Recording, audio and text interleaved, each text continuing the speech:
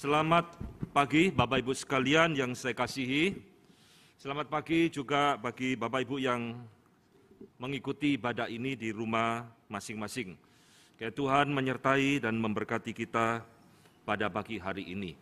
Saudara, mari kita masuk di dalam doa sebelum kita merenungkan firman-Nya. Bapa, kembali kami datang menghadap Engkau dengan segala kegentaran dan juga dengan segala kerinduan kami, Tuhan. Kami bersyukur hari ini Tuhan masih memberikan kesempatan kami beribadah kepada Engkau, menghampiri Bapa di surga, dan kami hari ini Tuhan, sekali lagi ingin mendengar firman-Mu. Kiranya Tuhan yang berkenan mengajar kami, mendidik kami, bahkan menegur kami melalui firman yang akan kami dengarkan ini. Siapkan hati dan akal budi kami. Dan kami berdoa, menyerahkan hamba-Mu yang penuh dengan segala keterbatasan ini, kiranya Tuhan pakai apa yang Dia sudah gumulkan dan persiapkan, boleh menjadi berkat bagi kami semua. Di dalam nama Tuhan kami Yesus Kristus, kami berdoa dan mengucap syukur. Amin. Saudara sekalian, mari kita membuka Injil Lukas, pasal yang pasal 24, ayat 44 sampai 49. Injil Lukas pasal 24, pasal terakhir, ayat ke-44 sampai 49. Saya akan membacakan bagi Bapak Ibu sekalian dan saudara boleh mengikuti di dalam hati masing-masing. Lukas 24 ayat 44. Ia berkata kepada mereka, "Inilah perkataanku yang telah kukatakan kepadamu ketika aku masih bersama-sama dengan kamu, yakni bahwa harus digenapi semua yang ada tertulis tentang aku dalam kitab Taurat Musa dan kitab Nabi-Nabi dan kitab Mazmur." Lalu ia membuka pikiran mereka sehingga mereka mengerti kitab suci. Katanya kepada mereka, "Ada tertulis demikian, Mesias harus menderita dan bangkit dari antara orang mati pada hari ketiga. Dan lagi dalam namanya berita tentang pertobatan dan pengampunan dosa harus disampaikan kepada segala bangsa, mulai dari Yerusalem. Kamu adalah saksi dari semuanya ini. Dan aku akan mengirimkan kepadamu apa yang dijanjikan Bapakku. Tetapi kamu harus tinggal dalam kota ini sampai kamu diperlengkapi dengan kekuasaan dari tempat tinggi." Saudara, kita masih akan mengkhotbahkan di dalam suasana kebangkitan Tuhan Yesus, dan hari ini kita akan berbicara kembali tentang apa yang Injil Lukas ajarkan kepada kita tentang kebangkitan Tuhan Yesus. Saudara-saudara, kebangkitan Tuhan Yesus adalah satu peristiwa yang sangat sulit diterima oleh para murid, saudara. Itulah sebabnya di dalam Alkitab kita mendapatkan ada 4 catatan Injil dengan berbagai versi yang mencatat tentang kebangkitan Tuhan Yesus. Matius, Markus, Lukas, dan Yohanes. Saudara, 4 catatan ini memiliki penekanannya masing-masing, memiliki ciri khas daripada catatan mereka, termasuk di dalam Injil Lukas yang tadi kita baca. Lukas mengkhususkan pasal 24 ini berbicara tentang kebangkitan Tuhan Yesus dan sedikit ayat di bagian terakhir tentang kenaikan Tuhan Yesus. Di dalam 2 catatan yang diberikan oleh Lukas memberikan kepada kita ada 2 penampakan kebangkitan Tuhan Yesus. Yang pertama, di dalam peristiwa yang disebut dengan Emmaus. Ini ayat 13 sampai ayat 35. Dan kedua adalah penampakan Tuhan Yesus khusus kepada para murid, mulai ayat 36 sampai ayat 49. Saudara, 2 penampakan yang dicatat di dalam Injil Lukas ini memiliki kemiripan yang nanti akan kita pelajari. Maka saudara-saudara, hari ini kita akan melihat bahwa kematian Tuhan Yesus jelas menimbulkan satu kegoncangan iman yang luar biasa di dalam diri para murid, sehingga mereka sangat sulit untuk menerima kebangkitannya.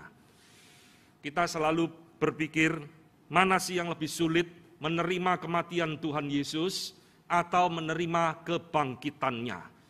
Saudara-saudara, menerima kematian Tuhan Yesus saja sudah sulit, karena kita selalu berpikir, khususnya para murid, guru mereka terlalu sakti untuk dibunuh. Sehingga pada waktu Tuhan Yesus betul-betul mati, mereka tidak bisa menerima. Dan setelah Tuhan Yesus mati, lebih sulit bagi para murid untuk menerima gurunya yang telah mati itu bangkit dari kematian. Itulah sebabnya saudara, Tuhan Yesus menampakkan diri 40 hari lamanya setelah dia bangkit di berbagai peristiwa kepada berbagai kelompok manusia, termasuk kepada para murid. Di dalam ayat 38 Lukas 24 yang tadi tidak kita baca, ketika Tuhan Yesus muncul di tengah-tengah mereka, Tuhan Yesus langsung mengatakan, "Mengapa kamu terkejut dan apa sebabnya timbul keraguan-raguan di dalam hatimu?" Perhatikan ayat ini. Tuhan Yesus tahu murid-murid terkejut, bukan hanya terkejut, mereka ragu-ragu. Betulkah yang muncul di tengah-tengah mereka adalah guru mereka yang sudah mati? Saudara-saudara, kita membaca di dalam Lukas 24, sebelum saya menjelaskan ayat yang tadi kita baca, Tuhan Yesus ketika melihat murid-murid terkejut, murid-murid ragu-ragu, Tuhan Yesus memberikan kepada mereka keyakinan iman untuk menunjukkan bahwa betul inilah aku, gurumu yang telah mati, sekarang sudah bangkit.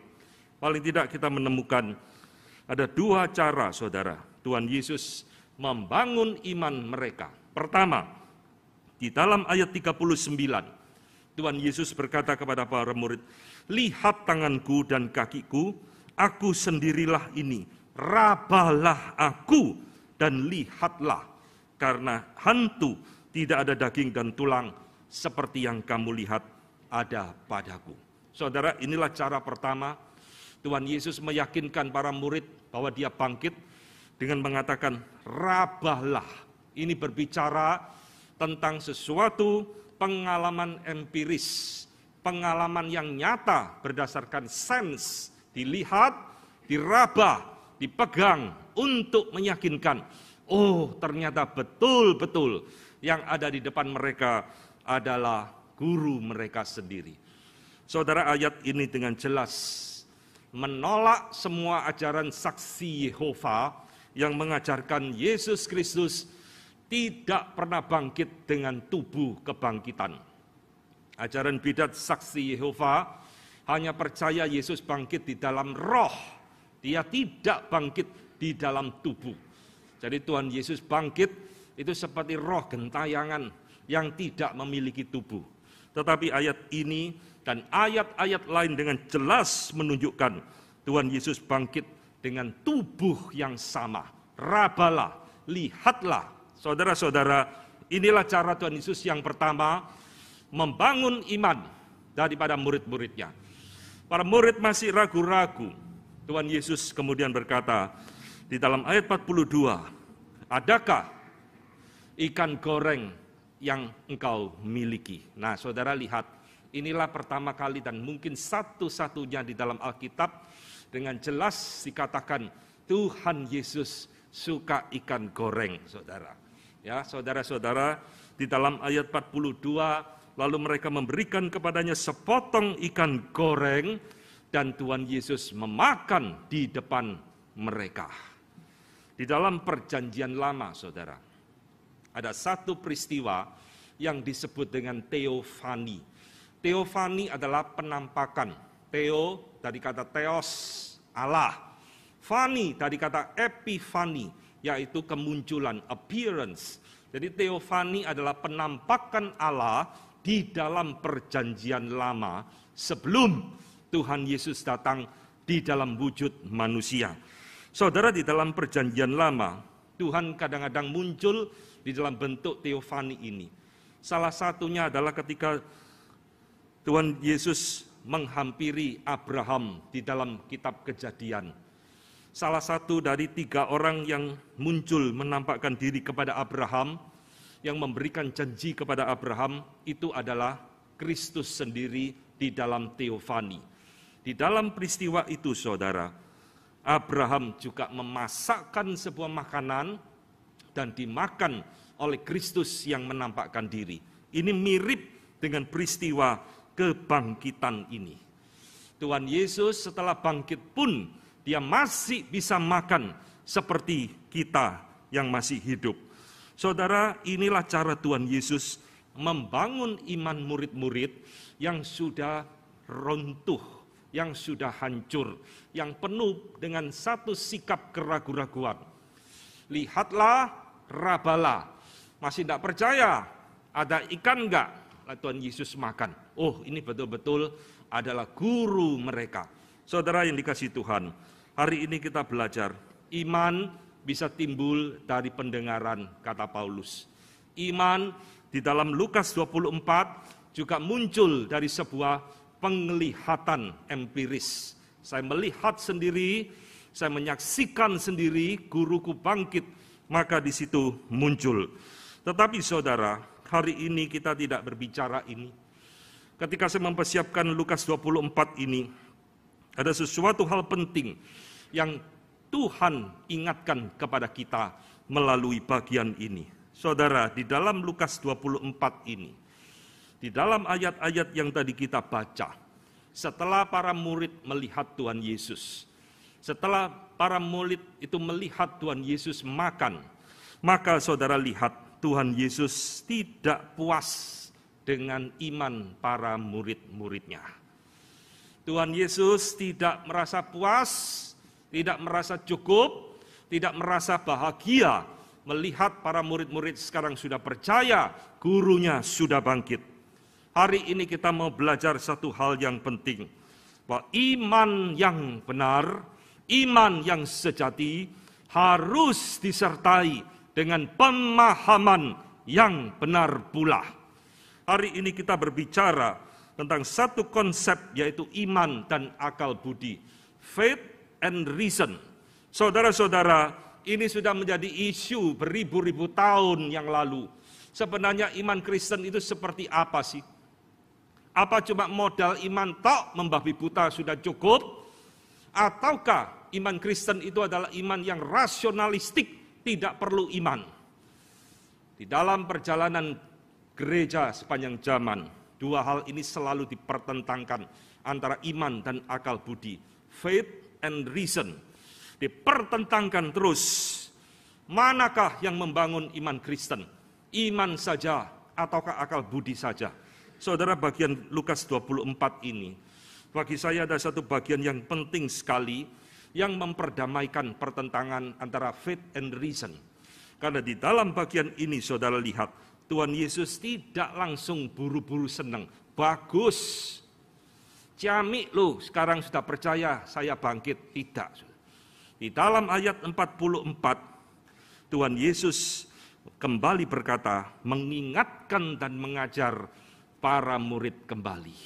Inilah perkataanku yang telah kukatakan kepada kamu ketika aku masih bersama-sama dengan kamu, yakni bahwa harus digenapi semua yang tertulis tentang aku di dalam kitab Taurat Musa, kitab Nabi-Nabi, dan kitab Mazmur. Ayat 45 penting sekali. Lalu ia membuka pikiran mereka, sehingga mereka mengerti kitab suci. Saudara-saudara menangkap Tuhan Yesus tidak langsung senang murid-murid beriman kepada dia. Ada sesuatu yang kurang menurut Tuhan Yesus di dalam diri para murid. Apa itu? Understanding, pengertian. Saudara, Bapak Gereja Agustinus ribuan tahun yang lalu sudah merumuskan hubungan antara iman dan akal budi di dalam satu kalimat bahasa Latin, credo ut intellegam. Aku percaya supaya aku mengerti. Credo artinya aku percaya. Intellegam artinya berasal dari kata sama yang yaitu intelek, akal budi. Credo ut intellegam menjadi semboyan di dalam tradisi reform. I believe in order to understand. Aku percaya, aku beriman supaya aku mengerti. Ini biasa dikalimatkan dengan kalimat yang lain, yaitu adalah faith seeking understanding. Iman itu selalu menuntut pengertian.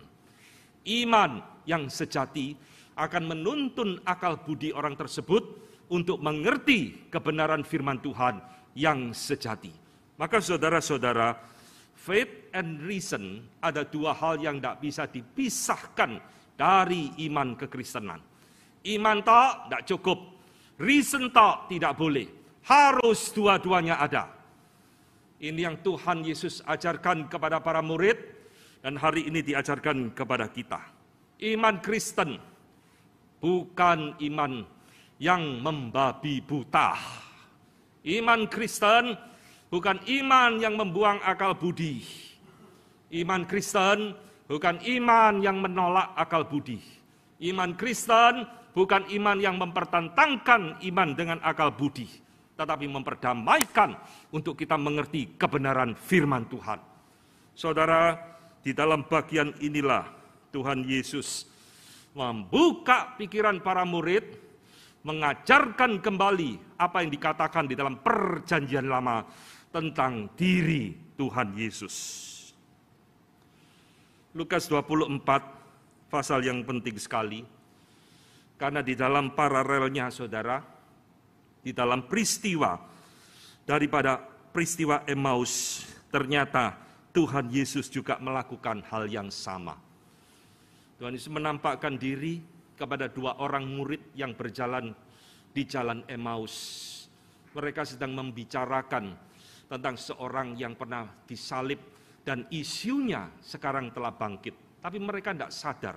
Lalu Tuhan Yesus datang ikut nimbrung ngomong dengan mereka.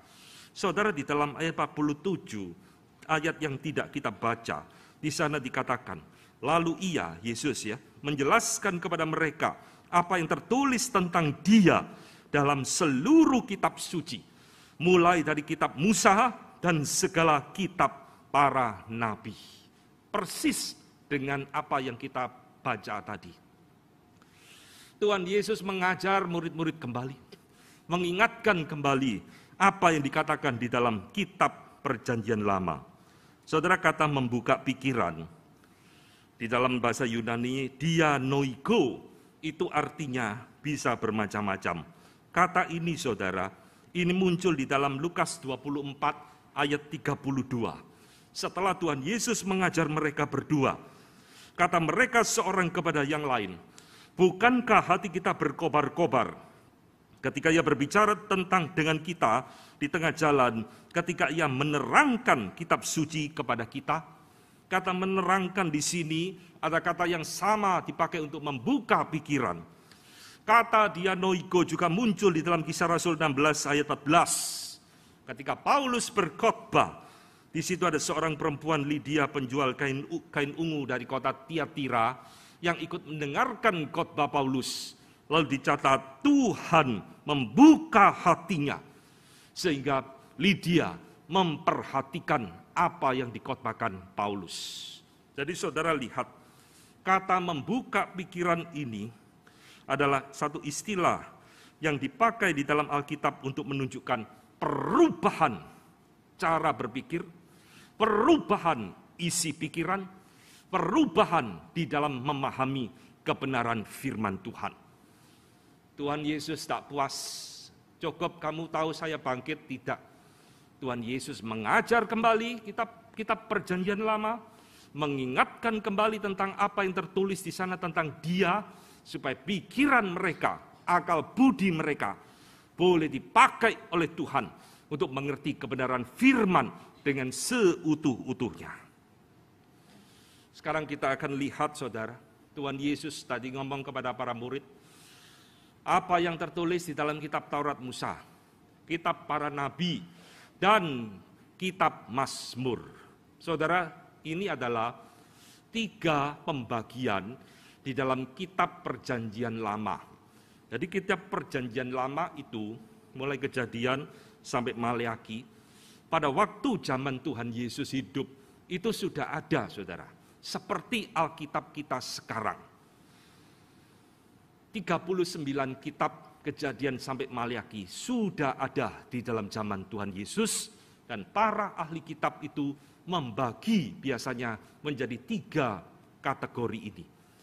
Ini biasa disingkat dengan istilah Tanak, Taurat, Neviim, dan Ketuvim.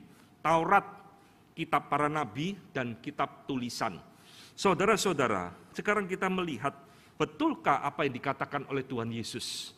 Bahwa Taurat berbicara tentang Dia, kitab para nabi berbicara tentang Dia, Mazmur berbicara tentang Dia. Ini betul seperti ini atau Tuhan Yesus mengarang-arang? Saudara-saudara, di dalam kitab Taurat Musa, jelas di situ adalah bayang-bayang daripada Tuhan Yesus. Inilah uniknya iman Kristen. Inilah uniknya Alkitab kita. Semua yang tertulis di dalam Perjanjian Lama memang berbicara tentang Kristus. Kristus bukan ngawur. Tuhan Yesus bukan mencocok-cocokkan.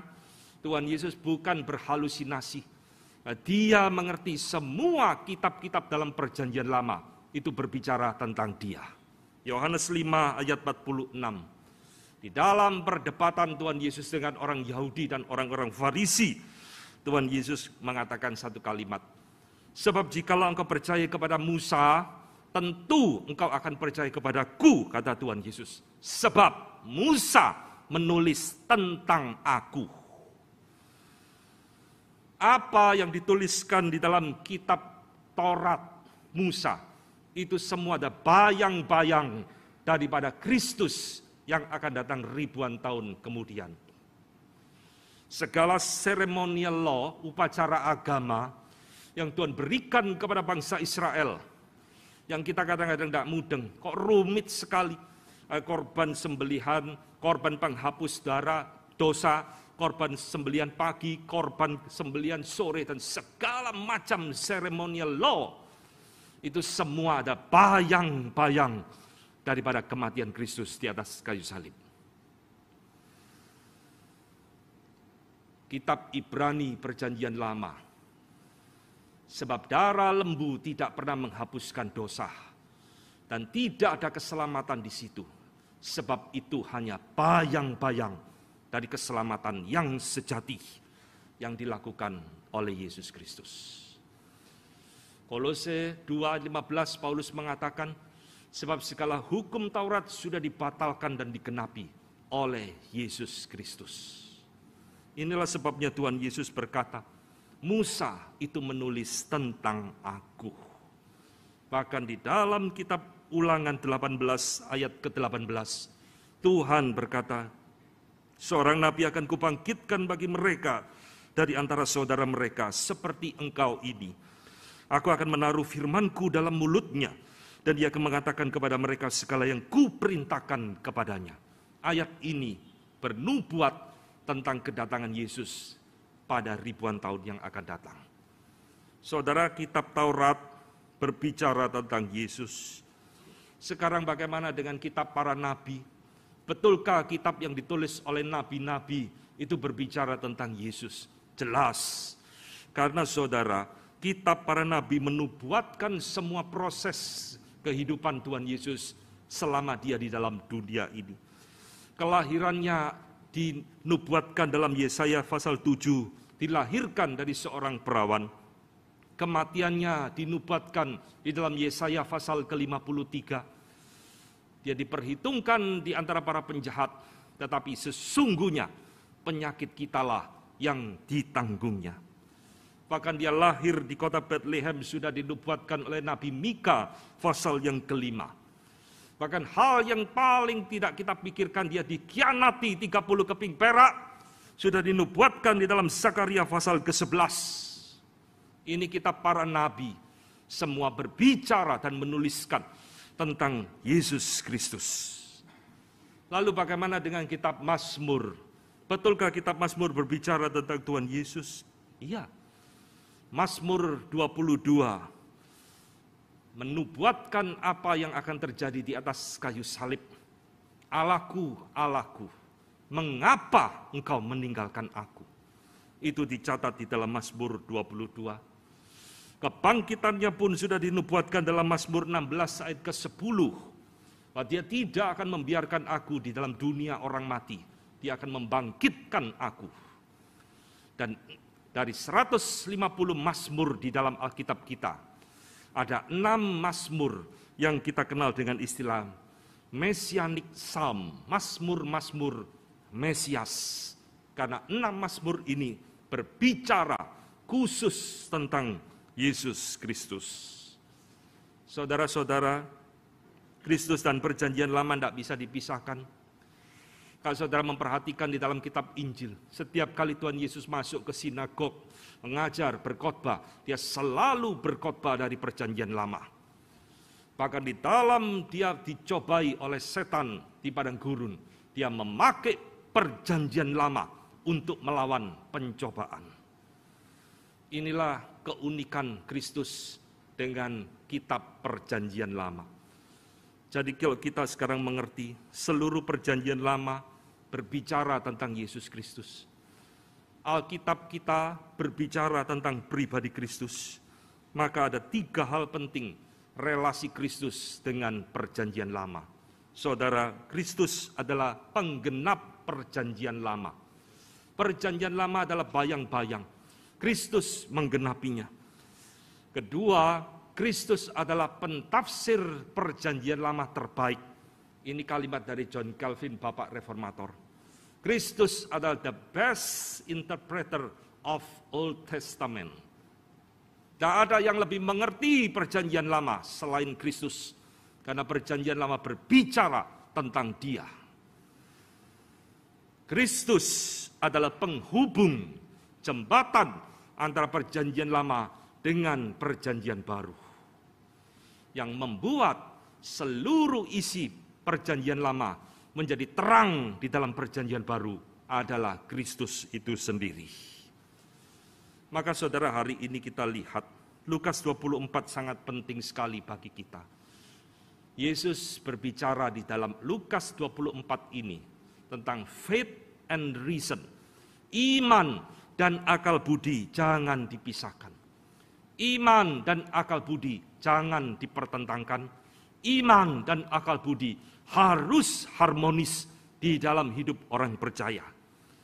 Hari ini kita melihat bagaimana sekarang begitu banyak gereja kacau babak belur. Membuang akal budi dianggap tidak perlu. Kalau mau beriman ya beriman tok, tidak usah pikir dalam-dalam, tidak usah pakai akal budi, tidak usah pikir yang macam-macam tentang firman Tuhan. Pokoknya beriman. Karena kalau engkau pakai akal budi, berarti engkau tidak beriman. Ini ajaran ngawur, saudara. Tuhan Yesus tidak mengatakan akal budi itu jelek, akal budi itu buruk. Kalau beriman tidak usah pakai akal budi. Justru Tuhan Yesus membukakan pikiran mereka. Sehingga mereka mengerti isi kitab suci. Saudara menangkap khotbah hari ini. Betul-betul engkau mengerti. Hidupmu akan berubah. Saudara yang dikasihi Tuhan, Paulus di dalam Roma pasal 10 sudah mengingatkan kita ribuan tahun lalu. Sebab aku dapat memberi kesaksian tentang mereka, bahwa mereka sungguh-sungguh giat untuk Allah, tetapi tanpa pengertian yang benar. Ini saudara. Siapakah mereka yang dimaksudkan oleh Paulus? Orang yang giat berapi-api untuk Allah. Ini tidak lain adalah bangsa Yahudi sendiri, bangsanya Paulus. Mereka giat untuk Allah, berkobar-kobar untuk Allah, tapi sayang, kata Paulus, tanpa pengertian yang benar. Saudara lihat, Alkitab sangat mementingkan reason, akal budi. Maka saya heran sekali ada banyak hamba Tuhan, banyak gereja yang mengajarkan akal budi tidak usah dipakai, akal budi tidak penting untuk mengenal Tuhan dan sebagainya. Pokoknya beriman, beriman. Iman yang besar tidak membutuhkan akal budi. Ngawur. Iman yang benar justru menuntun akal budi mengerti firman Tuhan. Credo ut intellegam. Faith seeking understanding. Iman yang benar selalu menuntut pemahaman yang benar. Saudara-saudara, seorang Puritan bernama Cotton Mather mengatakan, Ignorance is the mother not of devotion, but of heresy. Ini kalimat keras, tapi betul 100%. Ignorance, ketidakmautawan, masa bodoh, itu bukan induk daripada penyembahan kepada Tuhan. Itu induk daripada ajaran bidat.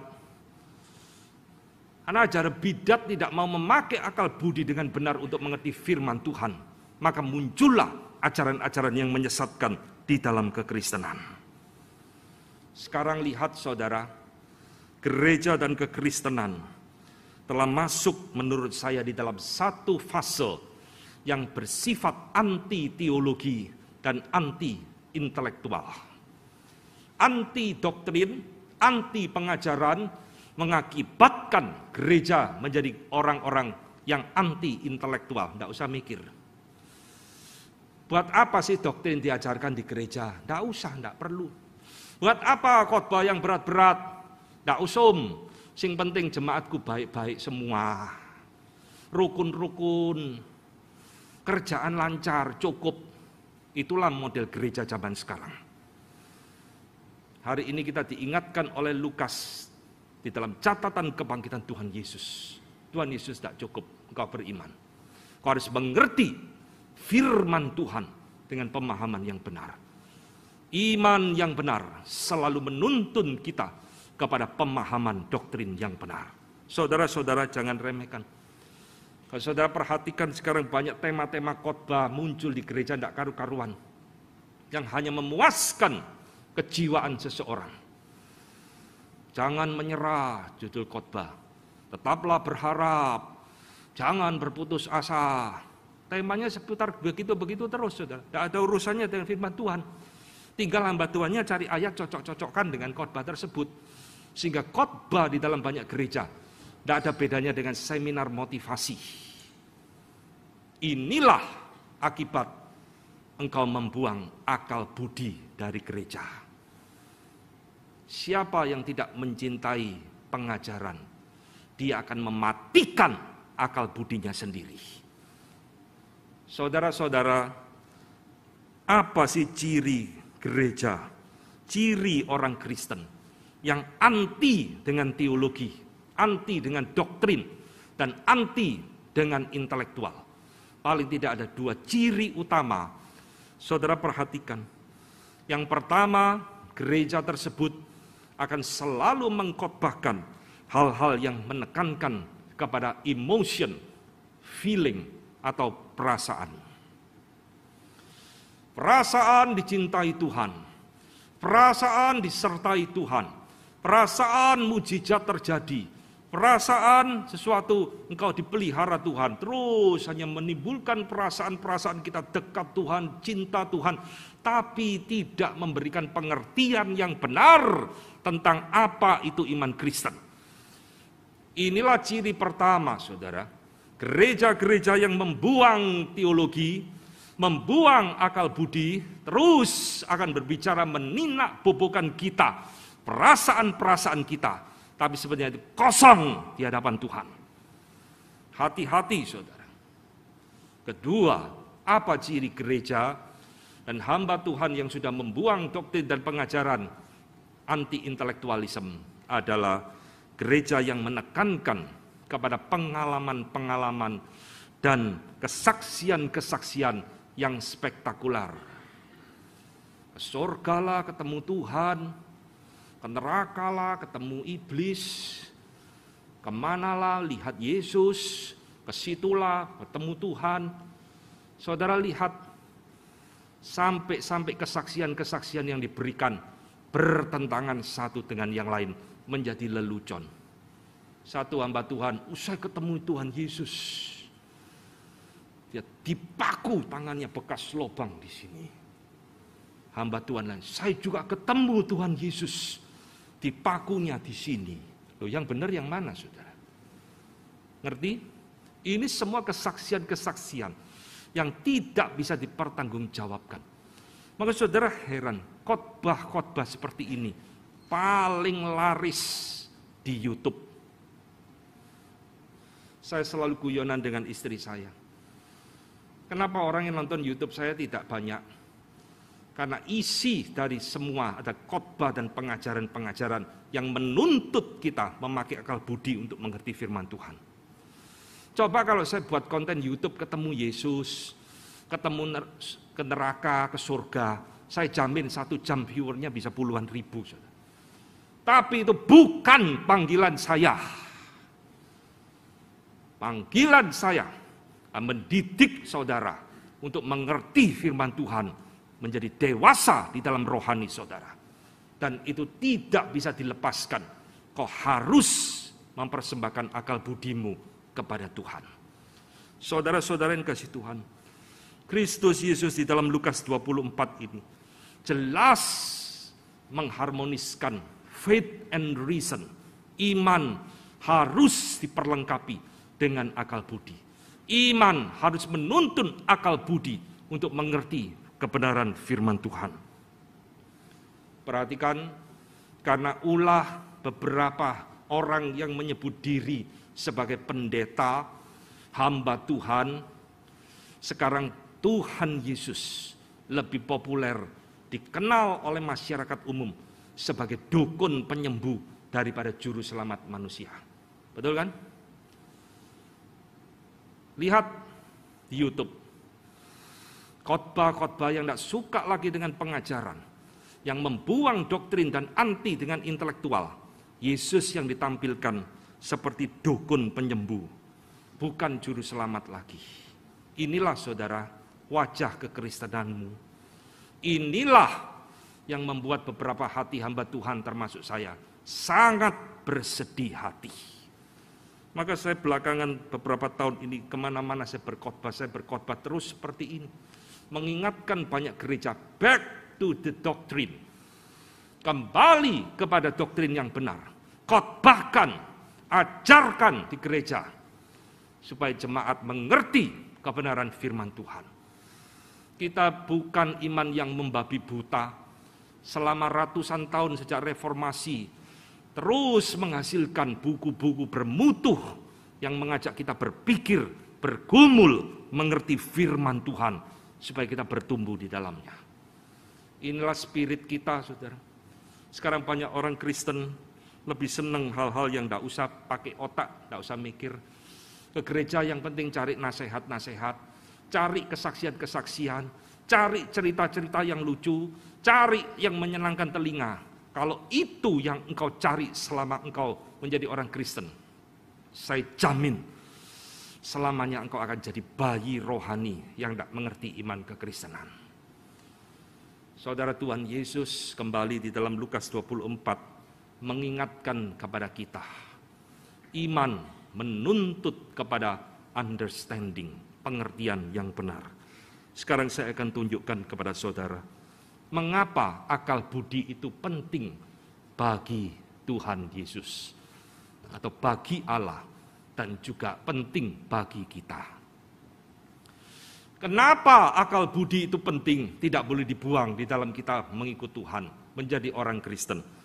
Pertama, Tuhan menginginkan kita mengasihi Dia dengan akal budi kita. Aneh ya? Tuhan bukan menginginkan saja kita mengasihi Dia dengan tubuh kita, dengan uang kita, dengan waktu kita, tapi juga dengan pikiran akal budi kita.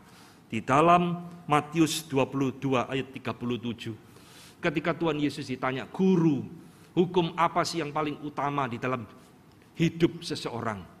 Tuhan Yesus hanya mengatakan, cuma ada 2, kasih Tuhan, kasih sesama. Dan di dalam mengasihi Tuhan dia mengatakan, kasihilah Tuhan Allahmu dengan segenap hatimu, dan dengan segenap jiwamu, dan dengan segenap akal budimu. With all your minds. Segenap akal budimu. Bukan setengah, saudara. Segenap, seluruhnya, semuanya, totalitas mengasihi Allah dengan akal budi kita. Minggu lalu kita baru mengingat kebangkitan Yesus. Apa arti kebangkitan Yesus? Dia menebus dosa, betul. Dia mengalahkan maut, Iya, dia memperdamaikan kita, amin. Tapi kebangkitan Yesus bukan itu tok. Tuhan Yesus bangkit dari kematian. Dia juga menebus akal budi kita yang berdosa. Maka Paulus di dalam suratnya mengatakan, kami mentaklukkan segala pikiran kepada Kristus. Paulus dulu orang yang memberontak kepada Kristus, saudara. Dia pakai pikiran akal budinya untuk melawan Tuhan. Bagaimana saya menghancurkan umat Tuhan, bagaimana saya menganiaya orang Kristen. Tapi setelah dia bertobat, dia pernah mengatakan, kami menawan segala pikiran manusia kepada Kristus. Mentaklukkan akal budi kepada Kristus. Ini yang Tuhan inginkan. Cintai Tuhan dengan akal budimu. Jangan pakai akal budi hanya sekedar untuk hal-hal duniawi. Tapi kau harus mau pakai akal budimu untuk mengasihi Tuhan. Saudara, yang kedua, kenapa akal budi penting bagi kita? Karena Tuhan bisa memakai akal budi kita, reason kita, untuk mempertumbuhkan iman kita. Bagaimana saya bisa bertumbuh mengenal Tuhan? Bukan saudara ditumpangi tangan lalu geblak muntah-muntah gulung-gulung lalu saudara cinta Tuhan, omong kosong. Bagaimana saya bisa cinta Tuhan? Lalu saudara dinubuati, disembur air dan sebagainya lalu diajak berbahasa lidah, lalu saudara cinta Tuhan, omong kosong.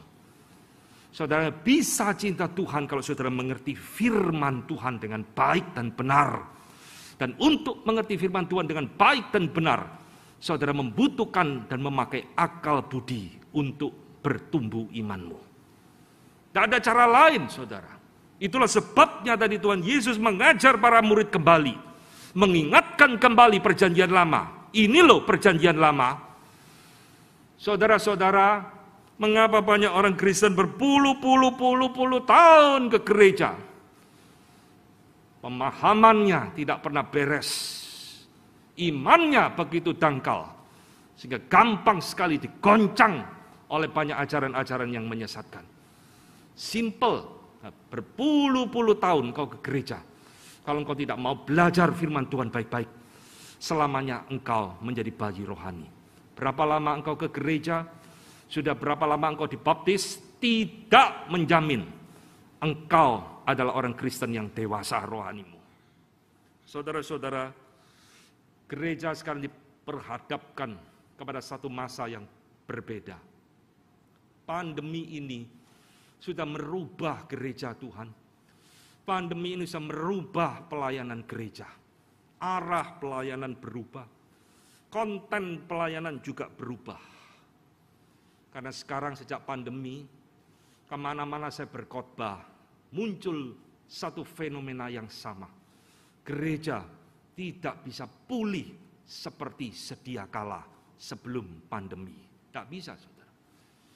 Banyak hamba Tuhan komplain, sharing. Sekarang jemaatnya berkurang karena sekarang lebih banyak orang nonton di YouTube. Saudara, padahal YouTube adalah satu sarana yang bersifat situasional.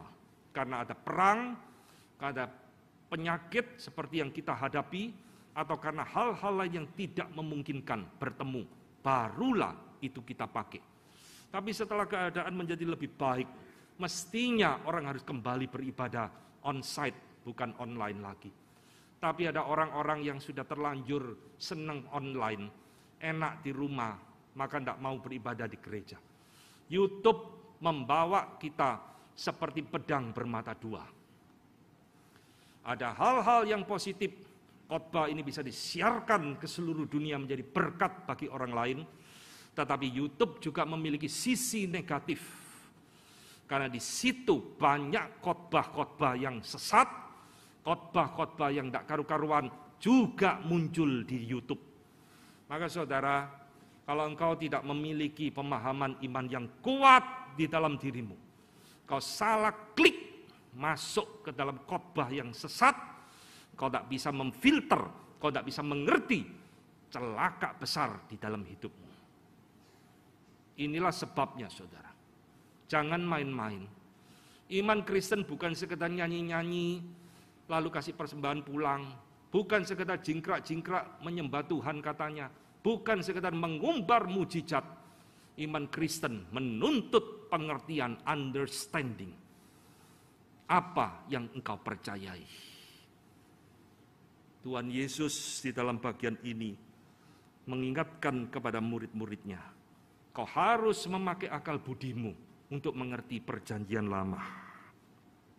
Saudara-saudara, saya sungguh tidak ingin siapapun yang mendengar khotbah ini selamanya engkau menjadi bayi rohani di dalam hidupmu, yang tidak bisa membedakan tangan kanan dan tangan kiri.